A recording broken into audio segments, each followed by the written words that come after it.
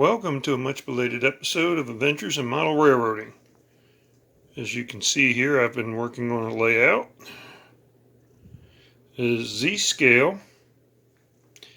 It is based on layout N109, the Susquehanna Valley and Gulf Summit lines, found in the at 9-inch scale layouts from Atlas Railroads. I've made some progress. I've designed it in AnyCAD. I've made some blueprints here to guide me, and I've promptly stopped following them as I come to the realization I can do certain things better as I go. Now, I am using the Rokuhan system for the trackage, and I would like to explain a few basics. So let's go to the workbench. Now you can see here a map or another diagram of the entire layout in its entirety. It is capable of running the 4 trains at once. And what we're going to work on today will be one of the interchange tracks up here, and this crossover. Now, Rokuhan track is a lot like Kato track. It does have a few differences. The rail joiners are actually a 2-piece unit.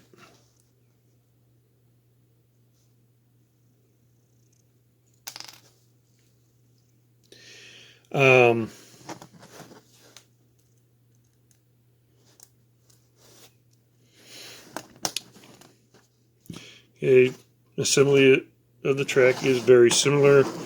Just line them up.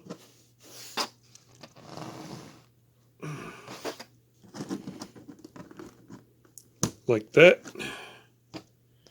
Push them together. They just click in place. Now they have for situations where you would want to isolate one block from another, they provide a special insulating joint, or joiners I should say. And this thing is a 1-piece joiner. It just slides in like that, snaps into place. Then this will just go in like that. This piece is now isolated from the rest of this piece. Now to power it, it's rather simple. What you're going to want to do, power it, is to remove a tie from the middle of a section of track.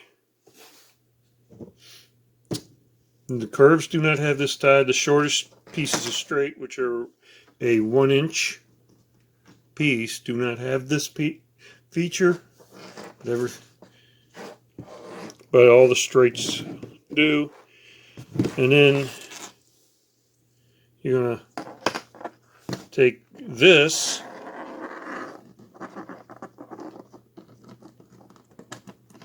slide it in, it snaps right in.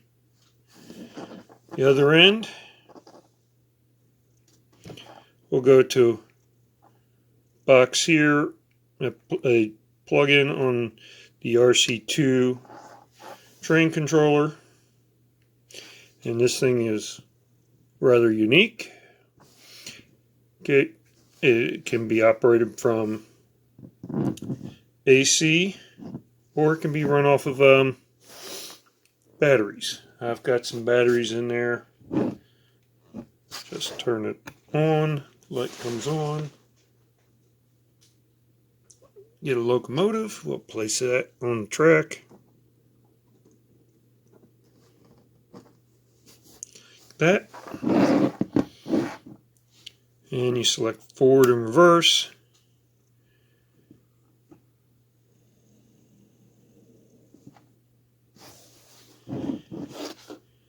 And it moves till it crosses the insulated joiner. Where put it in reverse.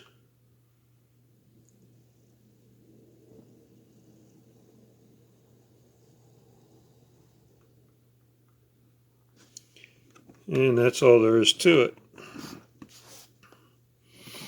Now the track can be it can be a bit pricey. The straights generally start at around $5 for a package of 4 and just go up. They actually offer flex track and an extensionable track, and those actually run about $31 for either of those units.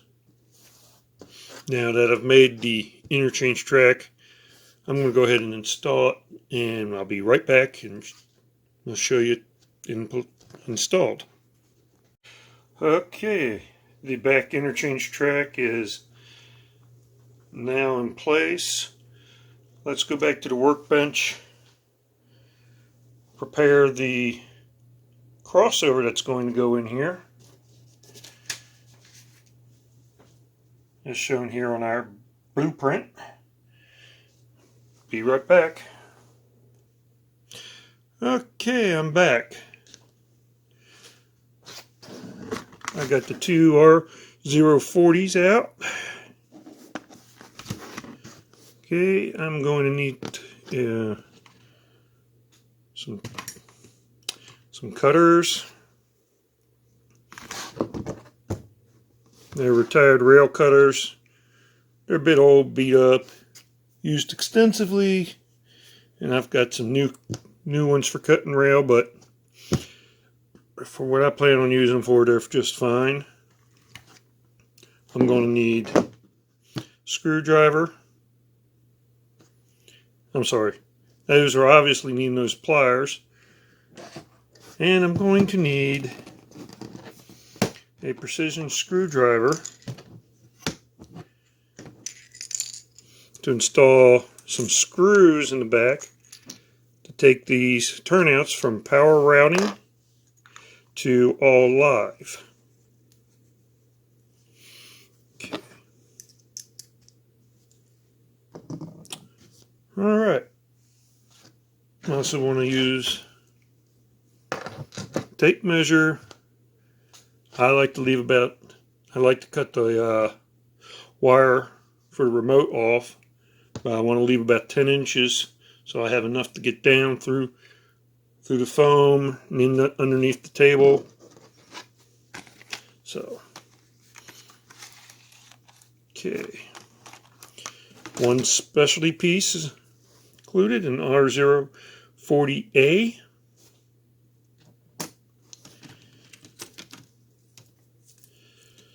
The turnout itself.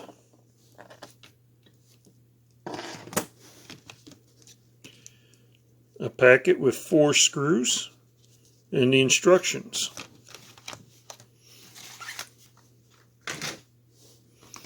Okay. Here's the other one.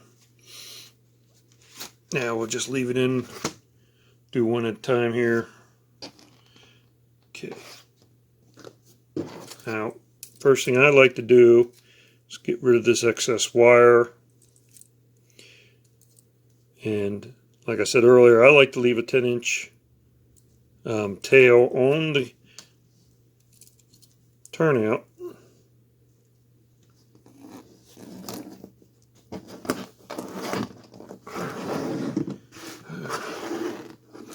So that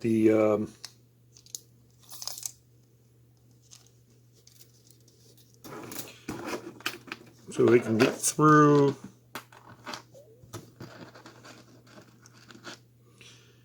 Okay, that's 10 inches, more or less. And just cut this right here. And I'll rebundle the rest. And now I can use this with the controllers. I haven't really worked out how I'm going to control it. But I can splice it back in, no problem. Now we take the screwdriver, grab the wire like that, and run it. Pull it like that pinch it with your thumb and the curved end of the screwdriver, and just pull it through. Nice and slow.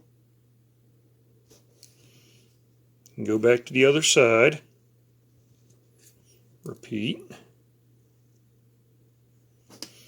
And that really straightens it out. And it should be now pretty easy to run down underneath. Now, to convert this from power routing to all live, I need to put a screw in here and a screw in here. And so we need these screws. They give you 4 per turnout in case you lose some.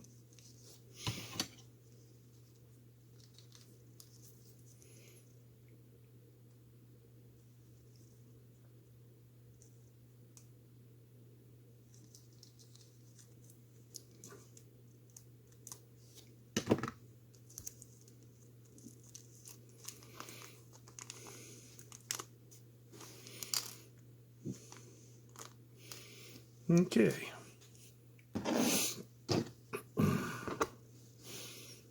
And just take the screw, put it on the screwdriver like that, and knock it off. Okay. Try again.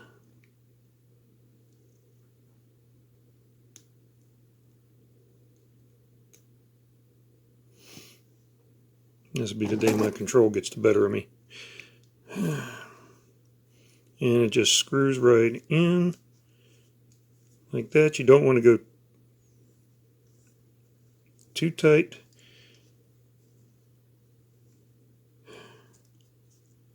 And for some reason, they can be tough to start. Once you get them started, you don't want to go too tight. Basically, I try to get it down to where it's flush or below the bottom level of the bottom plate here, so I don't have any odd bumps coming up, cause problems later on.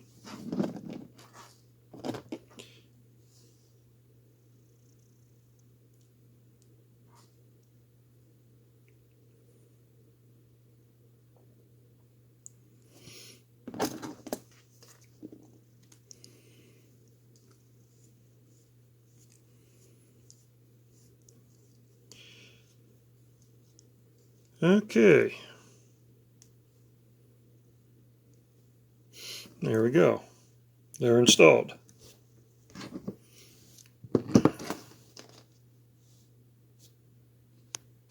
Okay, the next step is to take the R40A, and it's designed to go in like that. You got a notched side here, just like a Kato turnout, and it's going to go in through here. And it just slides in. However, my plan calls for insulators right here. So we'll slide that out. Now I can't use the insulator that I used before because it does not grip this rail. And it has enough free play in this little rail, this short rail here. There's enough side-to-side play to cause derailments. Now with the regular rail joiner, that's fine. That play is fine because the way the rail joiner is designed comes up and holds it steady, especially when joined to the next track. So, to prevent derailments of that nature,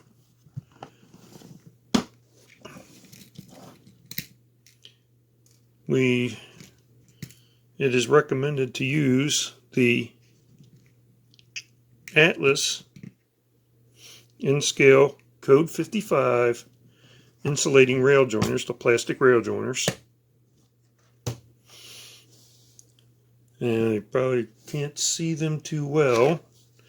White on clear on white. Let's try that. That might help a bit. There we go. Okay. To install them, and they're going to be stiff to install, but you have to remove the rail joiners here, and I mentioned earlier that it is a two-piece design. You just pull it out of a rail. This is the roadbed joiner, and this is the actual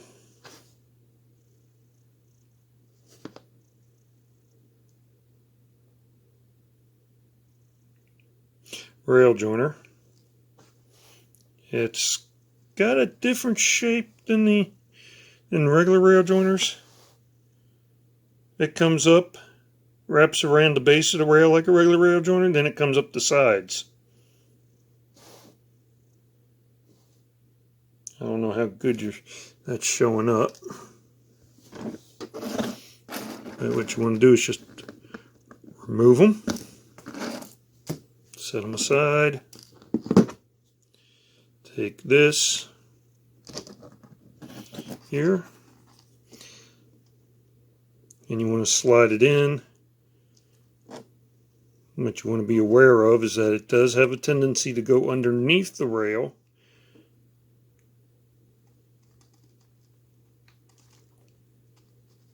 But they're nice and stiff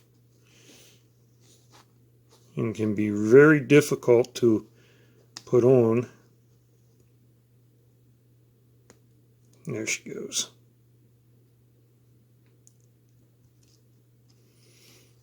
Just slide them in like that. And this rail is already starting to stiffen up because it has a lot less play side to side in the gap with the rail joiner in it. Do the same for the top.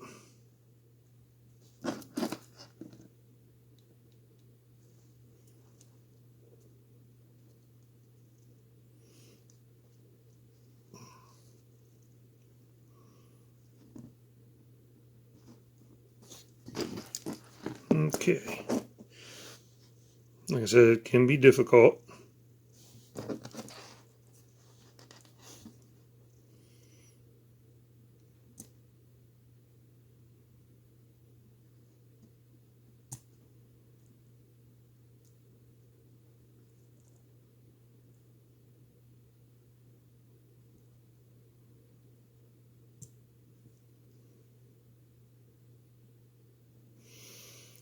Go. Now, I also plan to install rail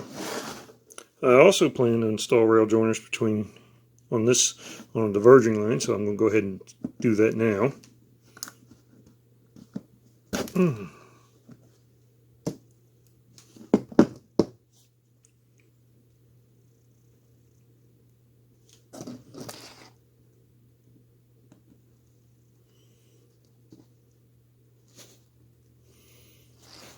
Okay, that's started.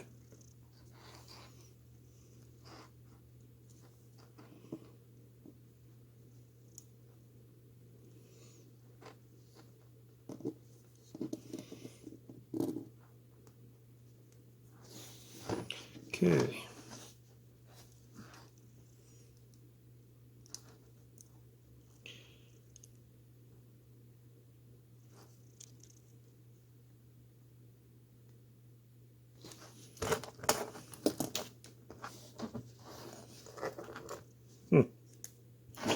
Now I'm ready to slide this piece into this one, and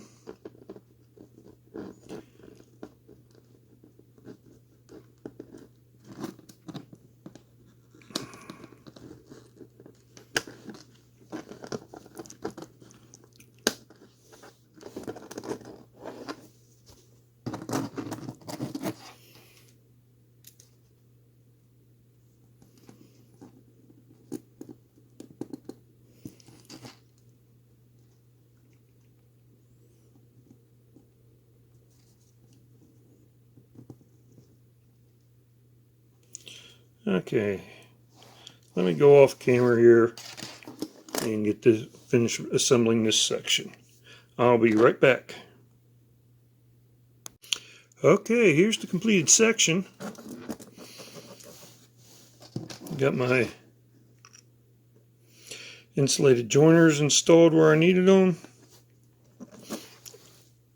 Got my wires cut the way I like them. Got screws installed. So this section is now done and is ready for install. Now, one word though is that occasionally with these specialty pieces that are designed to allow other track to come in, you may have to file them for a better fit. I did in the case of this one, but not for this one. It is what it is. Alright, let's go over to the workbench and install this. Okay, I'm back, and we've got the crossover installed, and all that leaves is this segment here where we're going to be this segment here where we're going to be putting flex track, and the inner line for this loop here. I'm going to end the video here. It's already looking to be a pretty long one. Join me next time when I close up the gaps here, and I'll show you how to work with the flex track R016 and how to cut and fit the basic track pieces. I'll even show you how I cut down curves to make what I need. Alright, until next time. If you're still watching this video, I greatly appreciate it. If you like this video, hit that thumbs up button. If you want to see more of my videos, please subscribe to my YouTube channel, Ventures in Model Railroading. To receive notifications when I upload new videos, please ring the bell. Please feel free to share, and as always, thank you for watching.